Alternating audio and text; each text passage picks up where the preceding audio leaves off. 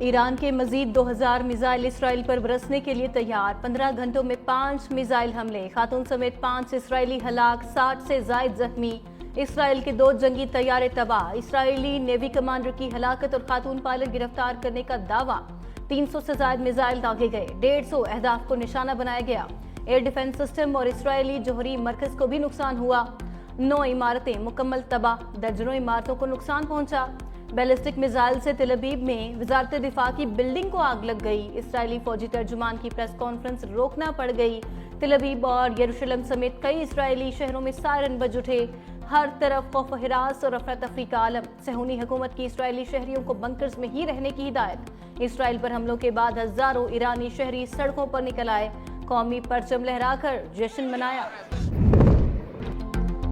ایران پر اسرائیلی حملوں میں ایک بار پھر سے شدت، تہران پھر دھماکوں سے گونج اٹھا، مہرآباد ایئر بیس پر بمباری، ہمدان اور تبریز سمیت ایرانی فضائیہ کے فوجی اڈوں کو نشانہ بنانے کا دعویٰ، اصفہان کے رئیسی پاور پلانٹ میں بھی دھماکوں کی اطلاعات، اسرائیلی حملوں کے جواب میں تہران میں فضائی دفاعی نظام فعال کر دیا گیا، صہیونی فوج کا 200 اہداف کو نشانہ بنانے کا دعویٰ، ایرانی میڈیا کے مطابق ایران پر اسرائیلی حملوں میں اب تک 78 افراد جاں بحق، 300 زخمی ہو چکے، ایران کا ملٹری آپریشنز کے deputy chief general Mahdi Rabbani اور جنرل سٹاف کے head of staff intelligence general غام علی رضا مہرابی کی شہادت کی تصدیق۔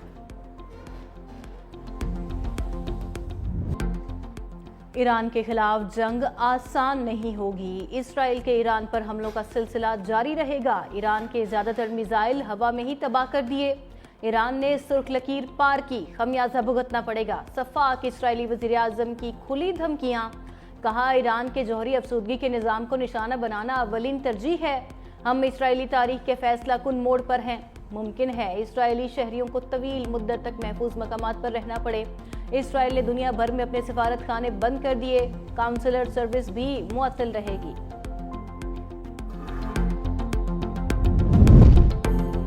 ایران کے اسرائیل کو جواب پر قوم کو مبارکباد، اسرائیل کو بھاگنے نہیں دیں گے، ہماری فوج تیار ہے، آپریشن وعدہ صادق سوم بے گناہ لوگوں کے خون کا بدلہ ہے، صہیونی حکومت سزا سے بچ نہیں سکے گی، اسرائیل نے جنگ شروع کی ہے، اب ختم ہم کریں گے، صہیونیوں کے لیے زندگی مشکل ہو جائے گی، ایرانی سپریم لیڈر آیت اللہ خامنائی کہتے ہیں اسرائیل کا جرم ناقابل معافی ہے، صہیونی ریاست نے ہماری سرزمین پر شیطانی اور خون آلود ہاتھوں سے سنگین جرم کا ارتکاب کیا، اب اسرائیل میں کچھ نہیں محفوظ رہے گا، صہیونی حکومت اپنے جرائم کے نتائج سے محفوظ نہیں رہے گی، ایرانی قوم کو یقین دلاتا ہوں ہمارا جواب ادھورا نہیں رہے گا، ایران کی پاسداران انقلاب کا کہنا ہے اسرائیل پر جلد ہی خیبر میزائل داغے جائیں گے، دنیا حیران رہ جائے گی۔ نیو یارک میں اقوام متحدہ کی سلامتی کونسل کا ہنگامی اجلاس بے نتیجہ ختم، مشرق وسطیٰ کی صورتحال پر غور، پاکستان نے ایران کے خلاف اسرائیلی جارحیت کو بین الاقوامی قوانین کی خلاف ورزی قرار دے دیا، پاکستانی مندوب عاصم افتخار نے کہا ایران پر اسرائیل کی جارحیت ناقابل قبول ہے، اسرائیل کی جانب سے عالمی قوانین کی خلاف ورزی کی جا رہی ہے، اقوام متحدہ کو کشیدہ صورتحال پر کردار ادا کرنا ہوگا، چین، یو اے ای اور دیگر ممالک کی بھی اسرائیل حملوں کی شدید مذمت۔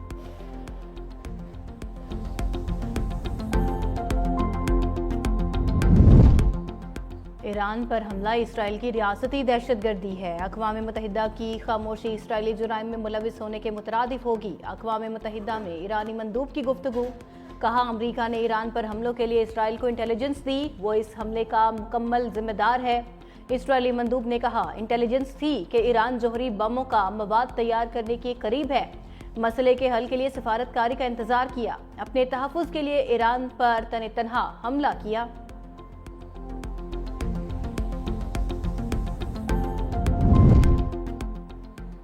ایران نے امریکی شہریوں یا اڈوں کو نشانہ بنایا تو سنگین نتائج برآمد ہوں گے، سلامتی کونسل میں امریکی مندوب نے کہا ایران کبھی بھی جوہری ہتھیار حاصل نہ کر سکے گا، اس کے لیے کوششیں جاری رکھیں گے، اسرائیل کا ایران پر حملہ اپنے دفاع کے لیے ضروری ہے، ایرانی قیادت کا اس وقت مذاکرات کرنا دانشمندانہ ہوگا۔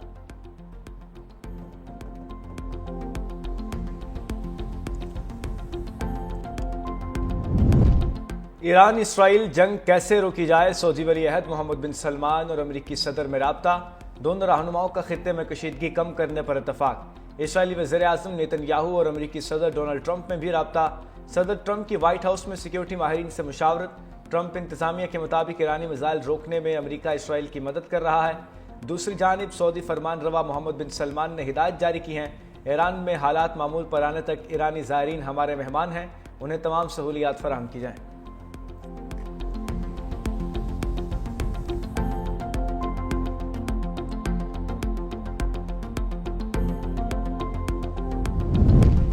روسی صدر پیوٹن ایران اسرائیل کشیدگی ختم کرانے کے لیے متحرک، ایرانی ہم منصب اور اسرائیلی وزیر اعظم سے ٹیلی فونک رابطہ ثالثی کی پیشکش کر دی۔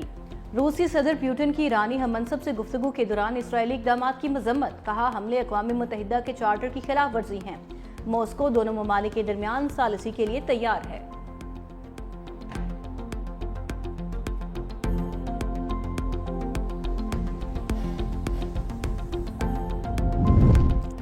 ایران پر اسرائیل کی جارحیت، عالمی برادری میں تشویش کی لہر۔ ترک صدر طیب اردوان بولے نیتن یاہو اور اس کے قتل و غارت کے نیٹ ورک کو روکنا ضروری ہے۔ ترجمان چینی وزارت خارجہ کا کہنا ہے اسرائیل کے ایران پر حملے کے سنگین نتائج نکل سکتے ہیں۔ چین مشرق وسطیٰ کی صورتحال پر نظر رکھے ہوئے ہے۔ برطانوی وزیر اعظم کیئر سٹارمر اور فرانسیسی صدر میکرون کا بھی فریقین سے تحمل کا مظاہرہ کرنے کی اپیل۔ امارات، قطر اور روس کی مذمت۔ سیکرٹری جنرل یون انطونیو گوتریس نے ایک بار پھر دونوں ملکوں میں صبر و تحمل کا مظاہرہ کرنے کی اپیل کر دی۔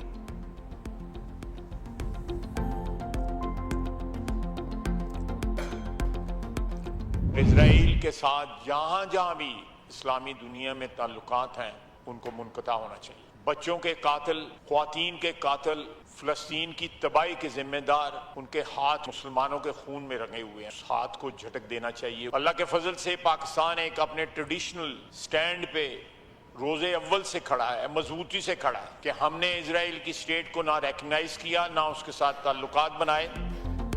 مسلم دنیا متحد نہ ہوئی تو سب کی باری آئے گی، اللہ کا شکر ہے ہم نے اسرائیل کو تسلیم نہیں کیا۔ وزیر دفاع خواجہ آصف نے ایران پر اسرائیلی حملہ انتہائی افسوسناک قرار دے دیا۔ مسلم ممالک سے اسرائیل کے ساتھ تعلقات ختم کرنے کا مطالبہ۔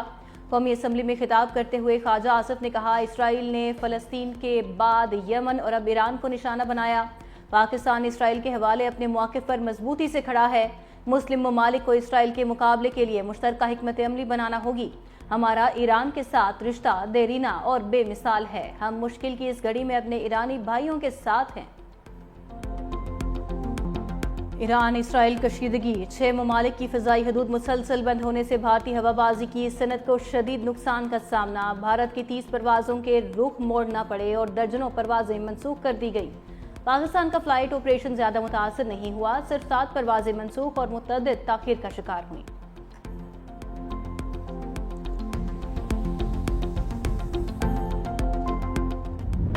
بھارت کے ساتھ تنازع سے پہلے خطہ جتنا محفوظ تھا اب نہیں۔ بھارت کے ساتھ جنگ بندی تو ہو گئی، ابھی تک امن حاصل نہیں ہوا۔ قومیں جذبوں سے بنتی ہیں، ایک شخص کی پوجا سے نہیں۔ کون لوگ تھے جنہوں نے IMF کو خط لکھا؟ خواجہ آصف نے کہا PTI کے سوشل میڈیا واریئرز کو ریاست کو برا بھلا کہتے ہیں، یہ بھارت کے ایجنٹ ہیں۔ BLA کا جو بھی حامی ہے وہ غدار ہے۔ جنگ کے بادل منڈلا رہے تھے تو کہاں گیا ان کے پاس گولے اور بارود نہیں۔ اب budget is a policy document. Budget کے تھرو حکومت یہ چیز ظاہر کرتی ہے کہ آئندہ سال میں ہماری پالیسیز جو ہیں وہ اس ڈائریکشن میں چلیں گی۔ لیکن جناب اسپیکر، اگر اسٹیٹڈ پالیسی ادھر جا رہی ہے اور بجٹ کے نمبرز ادھر جا رہے ہیں تو پھر ہم اس کا کیا سمجھیں؟ And unfortunately I see a lot of contradiction between what is being said at the government level and what is being shown in the numbers in the budget. ہم 2 سال میں گندم بیچنے والے سے خریداری کرنے والا ملک بن گئے۔ ہم کس پالیسی کی جانب جا رہے ہیں سمجھ سے بالاتر ہے۔ رہنما پیپلز پارٹی سید نوید قمر کی وفاقی بجٹ پر تنقید، کہا آپ کے پاس ہر چیز کا بہانہ IMF ہے، بجٹ حکومت کی پالیسی ہوتا ہے، اگر پالیسی ایک طرف اور بجٹ کے نمبر دوسری طرف جا رہے ہوں تو ہم کہاں جائیں؟ دنیا فوڈ سیکیورٹی پر کام کر رہی ہے اور ہم دوسرے ملکوں میں زمین خرید رہے ہیں۔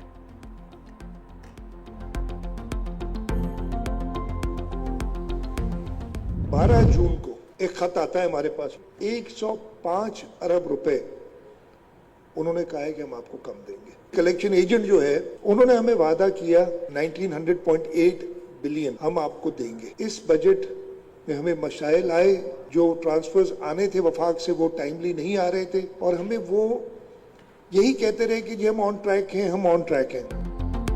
बजट में मसाइल आए, जो फंड्स विफाक से मिलने थे वो नहीं मिले। वजीर आला सिंध मुराद अली शाह की पोस्ट बजट कॉन्फ्रेंस। कहा विफाक कहता है कि कौमी मुआशी मुआहिदे पर दस्तखत करें, विफाक काबिल तकसीम व हासिल अहदाफ का भी ख्याल रखे। विफाक कह चुका 104 अरब रुपए कम मिलेंगे, पैसे कम मिलेंगे तो तरक्याती बजट मुतासर होता है। इस साल तालीमी बजट में 18% इजाफा किया। मकामी हुकूमतों को 132 अरब रुपए का तरक्याती बजट दिया जाएगा। फेडरल ने बहुत कम रिलीजेस दी। हमारे एनएफसी शेयर के हिसाब से हमें 90 अरब रुपए कम मिले। वफाक ने 70 अरब रुपए का वादा किया था कि वो एडीपी में मर्ज एरिया में और एआईपी की मद में देंगे। हमने 20 अरब रुपए अपनी जेब से एआईपी की मद में दिए। 150 अरब रुपए हमने अपने कर्ज उतारने का जो अकाउंट है उसमें डाल दिए हुए हैं। इस साल 47 अरब ज्यादा दिए, उसमें हमें वफाक ने कुछ भी नहीं दिया। हमारा रेवेन्यू इस साल सबसे ज्यादा रहा। मुशीर खैबर पख्तूनख्वा मुजम्मिल असलम की पोस्ट बजट कॉन्फ्रेंस। कहा विफाक ने पंजाब और सिंध के लिए ज्यादा फंड्स मुख्तस किए हैं। विफाक ने बजट में खैबर पख्तूनख्वा को नज़रअंदाज किया। हमने नॉन टैक्स रेवेन्यू में इजाफा किया। माजी में ज़म इज़ला के पैसे सूबाई हुकूमत खर्च करती थी, इस बार ज़म इज़ला पर हमने अपनी जेब से खर्च किए। लोग कहते थे सेहत कार्ड खोल दिया तो चलेगा कैसे। हम इल्ज़ाम तराशी की सियासत से बाहर निकले। हमने सिर्फ आगे की तरफ देखा, ये नहीं कहा कौन क्या करेगा।